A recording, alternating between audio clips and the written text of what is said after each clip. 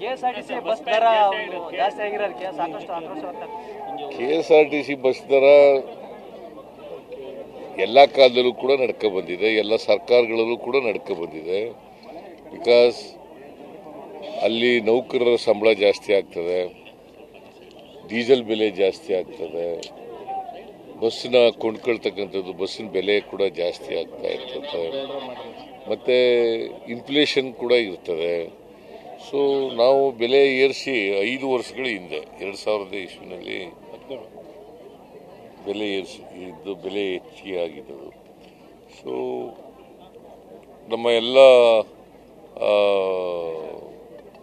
KSRTC ಕಾರ್ಪೊರೇಷನ್ಗಳಿದ್ದಾವಲ್ಲ ಅವು ಎಲ್ಲ ತೊಂದರೆಯಲ್ಲಿದ್ದಾವೆ ಅಂತ ಹೇಳಿದ್ರು. ಹಾಗಾಗಿ ಮತ್ತೆ ಭಾಳ ದಿನಗಳಿಂದ ಬೇಡಿಕೆ ಇತ್ತು, ಅದಕ್ಕೋಸ್ಕರ ಮಾಡಿದ್ವಿ.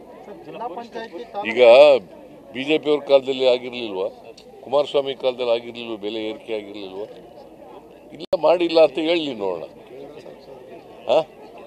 ಈಗ ಕೇಂದ್ರ ಸರ್ಕಾರದಲ್ಲಿ ಮಾಡಿಲ್ವಾ, ರೈಲ್ವೆ ದರ ಏರಿಸಿಲ್ವಾ?